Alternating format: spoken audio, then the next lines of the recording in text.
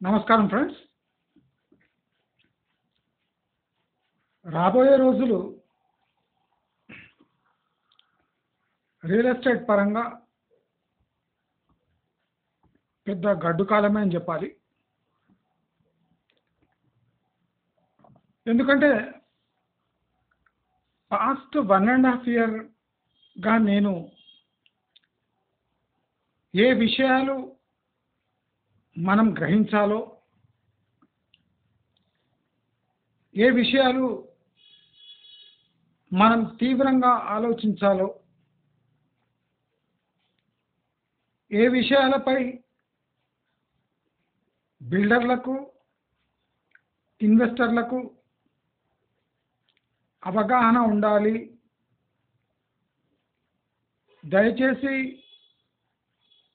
ఈ తప్పిదాలు చేయకండి అంటే చాలా మందికి నాపై కోపం వచ్చింది. అసలు లేని విషయాలపై జనాలు పట్టించుకోని విషయాలపై ఈ వ్యక్తి వీడియోలు చేసి వేస్తున్నాడు. అసలు దీని ఇంపార్టెన్సే లేదు. ఈ వ్యక్తి మొత్తుకుంటూ ఉన్నాడు, రియల్ ఎస్టేట్ పెరుగుతూనే ఉంది. రియల్ ఎస్టేట్కి ఏం కాలేదు, చాలా హెల్తీగా ఉంది. అనవసరంగా ఈ వ్యక్తి కన్ఫ్యూజన్ క్రియేట్ చేస్తున్నాడు. లేనిపోని అంటే గాలి మాటలు చెప్పి ప్రాక్టికల్గా రన్ అవుతున్న రియల్ ఎస్టేట్ని తప్పుదో పట్టిస్తున్నాడు అని చాలామంది ప్రత్యక్షంగా పరోక్షంగా విమర్శించారు. Real estate industry demand supply అనే 2 థియరీలపై నడుస్తుంది అని రియల్ ఎస్టేట్ నిర్వాహకులే, బిల్డర్లే, డెవలపర్లే గట్టిగా మాట్లాడుతుంటారు. డిమాండ్ సప్లై సూత్రం ఎప్పుడూ డిస్కషన్లో ఉంటుంది.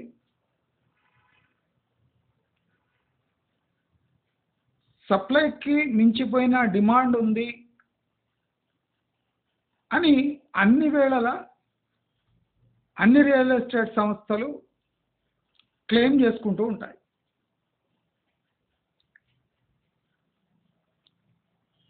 కానీ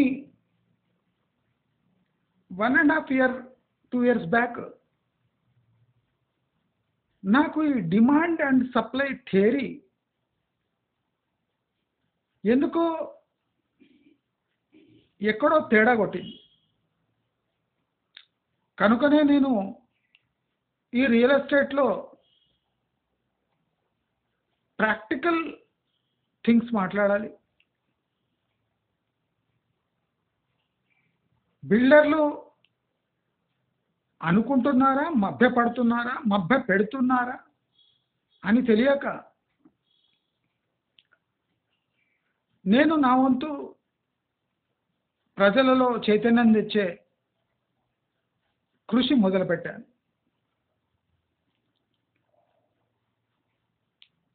దీంట్లో నాకు ఎవడు తోడుగా రాలేదు, సమర్థించడం లేదు. ఎలాంటి సపోర్ట్ లేకుండా ఒక ఆడ్ విషయంపై 2 ఏళ్లుగా పోరాటం చేయడం అంటే నాకు భారంగానే మారింది. లక్కీ ఏమంటే నా యూట్యూబ్ రెవెన్యూ ప్లస్ సబ్స్క్రైబర్స్ యొక్క పెద్ద హృదయం వల్ల ఛానల్ ఇంకా పోరాడుతూనే ఉంది సక్సెస్ఫుల్లీ. సబ్స్క్రైబర్స్ మనము ఒప్పుకోవాల్సిందే. చాలా ఉదారంగా వాళ్ళు మా ఛానల్ని ఆదుకున్నారు. బిల్డర్లకు ఇదే చైతన్యం ఉండుంటే, బిల్డర్లకు నా ఛానల్ విలువ తెలిసి ఉండుంటే ఈరోజు ఈ పరిస్థితి వచ్చేది కాదు.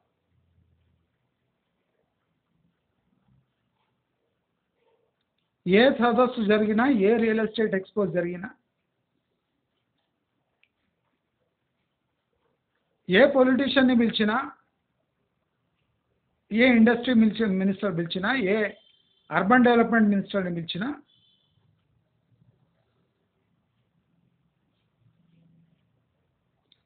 బిల్డర్లు తాము చేసిన 9 ఏళ్ల పాపాలు సంవత్సరంలో కడుక్కుందాము అనే ప్రయత్నం చేస్తున్నారు. దానికి ప్రభుత్వ సహకారం కోరుతున్నా. ఇది విడ్డూరం. ప్రభుత్వం పాలసీ వైపుగా, పాలసీ రూపంలో అడ్డగోలుగా 7 ఏళ్లుగా ఈ రియల్ ఎస్టేట్ ఇండస్ట్రీని సమర్థిస్తూ ఒక లాలెస్ ఇండస్ట్రీగా రియల్ ఎస్టేట్ పేరు తెచ్చుకుంది.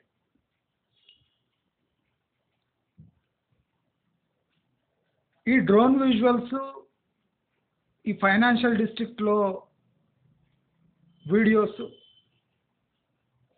అసలు దీనికి ప్రజలు నివసిస్తున్న హైదరాబాద్కి, నక్కకు నాగలోకానికి ఉన్న తేడా ఉంది.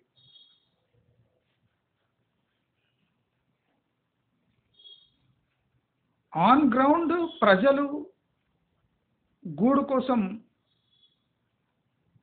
యాతన పడుతుంటే, తనలాడుతుంటే, గత ప్రభుత్వము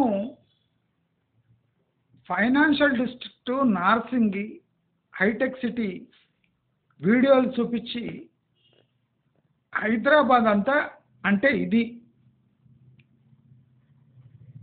అని సోషల్ మీడియాలో, పేపర్లలో డిస్కషన్ వెస్ట్ హైదరాబాదే, సొల్యూషన్ వెస్ట్ హైదరాబాదే, ఫ్యూచర్ వెస్ట్ హైదరాబాద్ అని తమ వంతు ప్రచారం మొదలుపెట్టింది. ప్రజల పక్షాన మాట్లాడే ప్రభుత్వాలు తమ స్వార్థం కోసం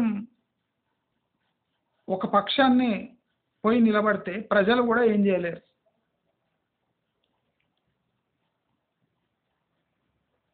వెస్ట్ హైదరాబాదు పెట్టుబడులకు కేంద్రము. మరి ప్రజలందరూ పెట్టుబడి పెట్టే స్థాయిలో ఉన్నారా? ఆ ఏరియాలో నివసించే అంత ఆర్థిక స్తోమత ఉందా? ఎందుకు ఉండాలి, అదే ఏరియాలో ఎందుకు ఉండాలి అని ప్రజలు అడగలేకపోయింది.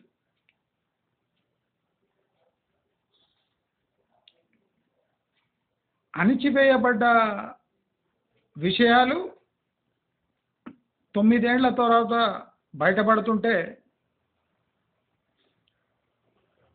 భారీగా విచ్చలవిడిగా అప్రూవల్ దొరికిన బిల్డర్లు గత ప్రభుత్వాన్ని నమ్మి 12 లక్షల పైచిలుకు అప్పులు చేశారు. 12 లక్షల కోట్లు అంటే సుమారు 4 ఏండ్ల తెలంగాణ బడ్జెట్. అది హైదరాబాదులో ఉన్న బిల్డర్ల అప్పు, బ్యాంకులకు. దీంట్లో 6 లక్షల కోట్లు ఈ 3 ఏండ్లలో వివిధ దఫాల్లో బ్యాంకులకు చెల్లించవలసిన ఇన్స్టాల్మెంట్స్. అది కాకుండా ఈ 12 లక్షల కోట్ల అప్పులో private finance, undeclared money, material assistance రూపంలో లక్షలాది కోట్లు డిక్లేర్డ్ డెట్స్ కాకుండా అన్డిక్లేర్డ్ డెట్స్గా ఉండిపోయే ప్రమాదం ఉంది. అంటే ఆ అప్పులను బయట చెప్పను లేరు, చూపియను లేరు. అంటే ఇచ్చినవాడు కూడా చెప్పుకోలేడు, తీసుకున్నవాడు కూడా చెప్పుకోలేని దౌర్భాగ్యపు స్థితిలో ఇప్పుడు హైదరాబాద్ రియల్ ఎస్టేట్ చేరుకుంది. నేను గత 2 ఏళ్లుగా ఈ విషయం చాలా స్పష్టంగా ప్రజలకు తెలియజేసినట్టు చేసి రియల్ ఎస్టేట్ని కూడా పరోక్షంగా హెచ్చరించడం జరిగింది. మీరందరూ నా వీడియోస్తో చూశారు. నేను కస్టమర్స్ పక్షాన, బయ్యర్స్ పక్షానే మాట్లాడుతూ ఈ ప్రాబ్లమ్స్ రాబోతున్నాయి, జాగ్రత్తగా ఉండండి అని బయ్యర్స్ వీడియోలో చెప్పినట్టు చెప్పి బిల్డర్స్ని కూడా పరోక్షంగా హెచ్చరించడం జరిగింది. వాళ్ళు పట్టించుకోరు అని నాకు కూడా బాగా తెలుసు, పట్టించుకున్నా పట్టించుకోనట్టు ఉంటారు అని అది కూడా బాగా తెలుసు. ఈ అన్లిమిటెడ్ ఎఫ్ఎస్ఐ ప్రమాదకరం అని నేను గత 2 ఏళ్లుగా మొత్తుకుంటాను. అసలు ఎఫ్ఎస్ఐ అనేది ప్రాబ్లమే కాదు అని ఇండస్ట్రీ చెప్తుంది. ప్రాబ్లం ఎందుకు కాదు? when the natural resources and the land availability or the land on which a project is built is limited, then how can you make FSI a minor issue? ఇది నేను simple doubt అడిగింది real estate industry. Land limited, water resource limited, నీవు కడుతున్న project ఒక limited area of ల్యాండ్లో ఉన్నాక అక్కడ ఒక 4,000 మంది, 5,000 కార్ పార్కింగ్లు, 8,000 మంది, ఒక 4,000, 5,000 car పార్కింగ్లు,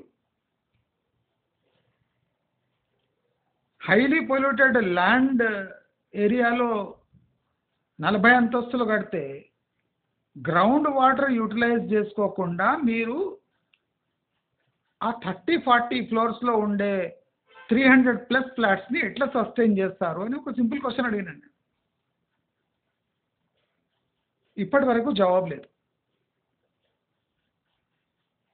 when the basic bare minimum natural resources are not fit for consumption in so-called a high rise, then how can you claim that a high rise can sustain itself economically or environmentally? ఈ FSI అనేది ఒక financial term, area, square ఫీట్ల problem కాదండి, చాలా మంది అనుకుంటున్నట్టు. Floor space index is a bigger problem.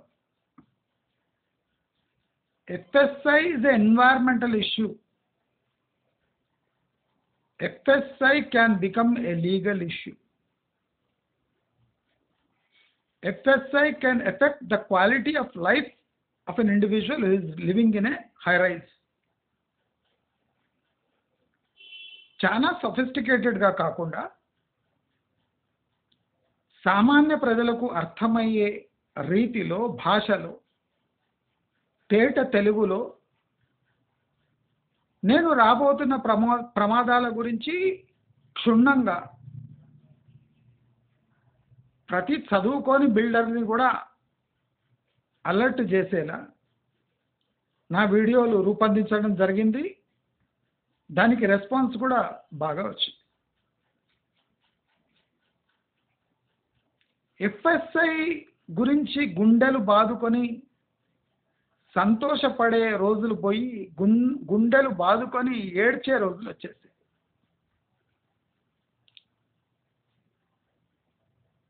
బ్యాంకులు పెద్ద తప్పే చేశాయి.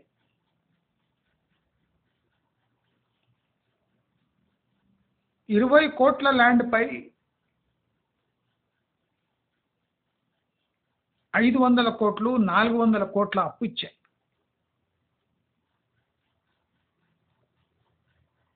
ఇప్పుడు ల్యాండ్ ప్లస్ బిల్డింగ్ అప్పనంగా బ్యాంకులకు వాపస్ చేసిన, అంటే రిటర్న్ చేసిన బ్యాంకులకు తామిచ్చిన అప్పు తిరిగి రాదు. అంటే అంత ఓవర్ వాల్యూ చేసి ఒక అసెట్ని ఫైనాన్స్ చేసిన బ్యాంకుల పరిస్థితి ఎంత దౌర్భాగ్యంగా, దయనీయంగా, నీచంగా ఉంటుందో మీరే ఊహించవచ్చు.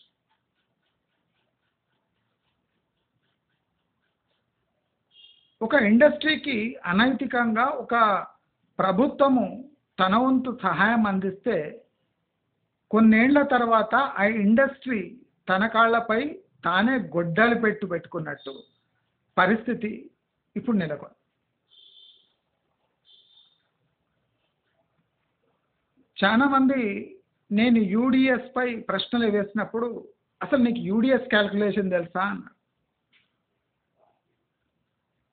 అసలు యూడిఎస్ క్యాల్కులేషన్ మీకు తెలుసా? ఎఫ్ఎస్ఐ లాగా యూడిఎస్ అనేది ఒక ఆషామాషిగా మారిపోయింది. ప్రతి ఒక్కడు నోటికొచ్చిన యూడిఎస్ చెప్తున్నాడు. ముంబై యూడిఎస్ క్యాల్కులేషన్కి, గుర్గావ్ యూడిఎస్ క్యాల్కులేషన్కి, బెంగళూరు యూడిఎస్ క్యాల్కులేషన్కి, హైదరాబాద్ యూడిఎస్ క్యాల్కులేషన్కి నక్కకు నాగలోకానికి ఉన్నంత తేడా ఉంది. Undivided share of a property అంటే how do calculate the area and the value of property and the density of separate assets, that is flats in that building. How do you calculate? దానికి ఒక plane formula use చేసి అన్ని చోట్ల వాడుతున్నారు. ఈ అర్థం పర్థం లేని ఫార్ములా పాపులర్ అయిపోయింది. అంటే యూడిఎస్ ఒక ఆషామాషి ఒక టర్మ్గా మిగిలిపోయింది. Practically, UDS is the insurance against the quality of the building and the life of the building. UDS నా టర్మ్స్లో సొఫిస్టికేటెడ్ ఇంగ్లీష్లో చెప్పాలంటే UDS is insurance against the quality and the life of a building.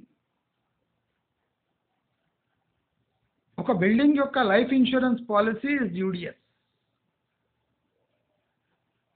నేను ఇటువంటి terms వాడలేదు 2 ఏళ్లుగా. ఇలాంటి sophisticated మాటలు ఎప్పుడూ మాట్లాడలేదు.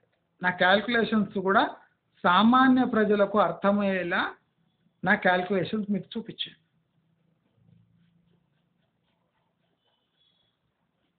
చాలా మంది ఒప్పుకోలేదు, కొంతమంది జాగ్రత్త పడ్డారు. వాళ్ళు లక్షల్లో కోట్లల్లో ఇవాళ ఆదా చేసుకొని, ఆదా అంటే ఇన్వెస్ట్ చేయకుండా కేర్ఫుల్గా ఉన్నారు. అదే ఆదా.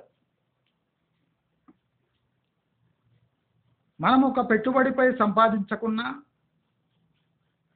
ఆ పెట్టుబడి యొక్క నెట్ వాల్యూ తగ్గకుండా చూసుకుంటే ఈ లోకంలో అదే ఎక్కువ.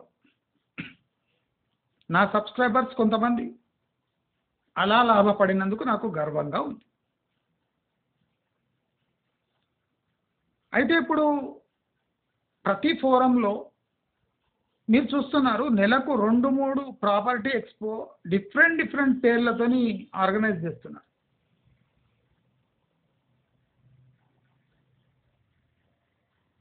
అరవై శాతం నుంచి 70% పెద్ద బిల్డర్లు ప్రభుత్వం పడడానికి పరోక్షంగా సహకరిస్తున్నట్టు నా దగ్గర ఉన్న సమాచారం.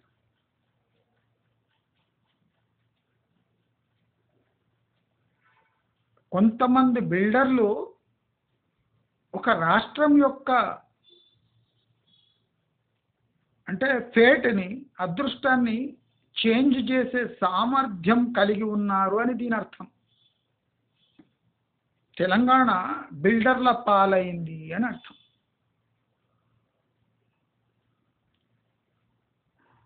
వాళ్లకు అనైతికంగా సహకరించకపోతే పవర్లో ఉండలేరు అని సంకేతం. ఈ ఫ్రస్ట్రేషన్ ఎందుకంటే నేషనల్ బిల్డింగ్స్ నామ్స్ని పాటించకుండా అన్లిమిటెడ్ ఎఫ్ఎస్ఐ ఇచ్చిన పొలిటికల్ పార్టీ యొక్క వాళ్ళని ఏమి పీకలేరు గనక, ఈగ కూడా పీకలేరు గనక ఇప్పుడు ఏ కోడి ఉందో పవర్లా దాని ఈకలు బీక్తున్నారు. మీకు ఏ ప్రభుత్వము ఫ్రీ హ్యాండ్ ఇచ్చిందో, చెరువులలో, కుంటలలో, గుట్టల పైన కట్టమని పర్మిషన్ ఇచ్చిందో, ప్రభుత్వ భూములు అని తెలిసినా యథేచ్ఛగా ఆక్రమించుకొని 30 అంతస్తులు కట్టే వెసులుబాటు కలిగించిందో వాళ్ళని పట్టుకొని అడగండి. మీకు కాంగ్రెస్ని అడిగే ఏ హక్కు లేదు.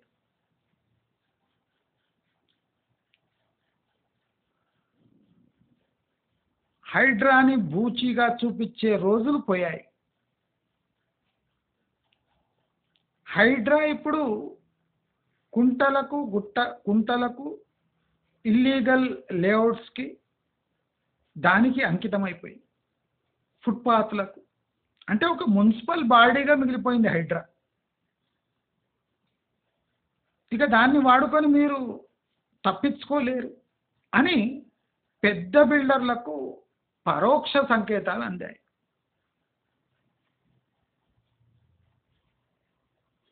పెద్ద బిల్డర్లు చాలా క్లిష్టమైన ఆర్థిక ఇబ్బందుల్లో ఉన్నారు అని నాకు సమాచారం.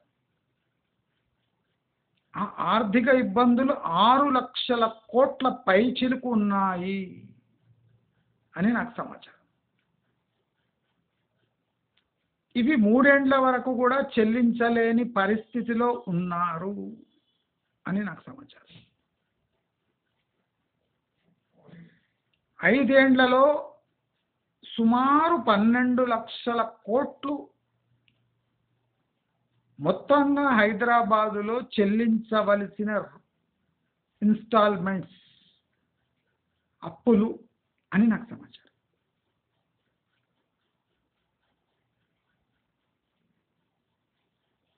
బ్రాండ్ ఇమేజ్, ఒక పొలిటికల్ పార్టీ యొక్క ఇమేజ్, బ్రాండ్ ఇమేజ్, ఒక ఇండస్ట్రీ ఇమేజ్ ముడిపడి ఉంటే ఆ ఇండస్ట్రీకి ఏదో ఒక రోజు ఈ గతి పడుతుంది. 6 లక్షల కోట్ల పైచిలుకు అప్పుల్లో సతమతమవుతున్న కొంతమంది బిల్డర్ల పరిస్థితి ఇలా ఉంటే వారిపై డిపెండ్ అయిన workers, sales, marketing, labour, industries అంటే సిమెంట్, స్టీల్ ఇండస్ట్రీ పరిస్థితి ఎలా ఉండబోతుందో నేను చెప్పే అవసరం లేదు. నేను ఇవాళ సఫిస్టికేటెడ్ లాంగ్వేజ్ ఎందుకు యూజ్ చేస్తున్నా అంటే ఇప్పుడు నేను కస్టమర్ అవేర్నెస్ కన్నా ఇండస్ట్రీ అవేర్నెస్ తెప్పించడం చాలా ముఖ్యం అనుకుంటున్నాను. ఎప్పుడు ఇండస్ట్రీ సరైన దారిలో పోదాము అని నిశ్చయించుకుంటుందో అప్పుడే సామాన్యుడికి ఈ ఫ్లాట్లు కానివ్వండి, ఇండ్లు కానివ్వండి అందుబాటు ధరలోకి ఆటోమేటిక్గా వస్తాయి. దీనికి ప్రభుత్వ సహకారం అవసరమే లేదు. ఇండస్ట్రీ మనసు చేసుకుంటే ఇది సాధ్యం. ప్రతి ప్లాట్ఫామ్ ఎక్కి పెద్ద పెద్ద ఇండస్ట్రీ దిగ్గజాలు ప్రభుత్వ సహకారం కావాలి. మీకు అనైతిక సహకారం ఇంకా కావాలనా లేదా న్యాయబద్ధమైన సహకారం కావాలా? సహకారము అంటే అది అనైతికమే. ఒక ఇండస్ట్రీకి సహకరించడము అంటే డిస్కౌంట్లు ఇవ్వడము, ట్యాక్సులు తగ్గించడము, అనైతికంగా బయాస్డ్గా మీ ఇండస్ట్రీని సపోర్ట్ చేయడం, ఇలా అన్ని ఇండస్ట్రీలు చేస్తే అన్ని ఇండస్ట్రీస్ బాగుపడతాయి. మరి మీ ఇండస్ట్రీకే ఎందుకు ఇలాంటి స్పెషల్ ట్రీట్మెంట్ కావాలి? ఎందుకంటే మీరు గత 7 ఏళ్లుగా అనైతికంగా వ్యవహరించినందుకు ప్రభుత్వాలు సంతోషపడి గత ప్రభుత్వం యొక్క బర్డన్ మొత్తం ఈ కొత్త ప్రభుత్వం మోసి మళ్ళీ అంటే ఆ బ్యాడ్ నేము ఈ ప్రభుత్వం కూడా తెచ్చుకొని సర్వనాశనం అయితే కానీ వీళ్లకు నిద్ర పట్టదు. దయచేసి ఇండస్ట్రీ ఒకటి గమనించాలి. మీరు పొందిన సహకారం అనైతికమైనది అని ఒప్పుకోవాలి. మీరు చేసిన తప్పులు బహిరంగంగా క్షమాపణ అడగాలి. మీరు ఇన్నేళ్లుగా చెప్తున్న ఈ ధరలు సామాన్యుడికి అందుబాటులోనే ఉంటూ మేము మా తరఫున ఆ ప్రయత్నం చేయలేదు అని ఒప్పుకోవాలి. మీకు సర్కారు భరోసా ఇవ్వనక్కర్లేదు, వాళ్ళ సహకారం ఇవ్వనక్కర్లేదు. ఇప్పుడైనా మీరు ప్రభుత్వాలకు అండగా ఉండాలి. ఇంకా చాలు మీకు అందిన సహకారం. మీరు సోషల్ వెల్ఫేర్ యాక్టివిటీస్లో పాల్గొనాలి. మీరు గ్రీన్ బిల్డింగ్స్, గ్రీన్ ఎనర్జీని ఉపయోగిస్తే ప్రభుత్వంపై పెద్ద ఆశానేం చేస్తలేరు. అది మీ వృత్తి ధర్మము. కాబట్టి గ్రీన్ ప్రాజెక్ట్స్, గ్రీన్ బిల్డింగ్స్ కట్టాలంటే ప్రభుత్వమే సహకరించాలి, ప్రభుత్వమే మేలుకోవాలి. ప్రభుత్వ తరఫున అడుగుపడకపోతే మేమేం చేయలేమనేది మళ్ళీ పాత చింతకాయ వేసి కొత్త మిరపకాయలు వేసి నూరడమే తప్ప ఆ పచ్చడిలో తేడా ఏముండదు. కాబట్టి ఈ రియల్ ఎస్టేట్ ఇండస్ట్రీ ప్రాక్టికల్గా మారడానికి ప్రయత్నించాలి. మీరు సంతోషంగా ఉన్నప్పుడు, కోట్లాది మంది కన్నీరును పట్టించుకోనప్పుడు మీ దుఃఖంలో 10 మంది పాల్గొనాలి, పంచుకోవాలి అంటే అది అనైతికమైన కోరిక అని చెప్తూ, మీకు ఈ వీడియో నచ్చినట్టయితే లైక్, షేర్, సబ్స్క్రైబ్ చేసుకోండి. నమస్కారం.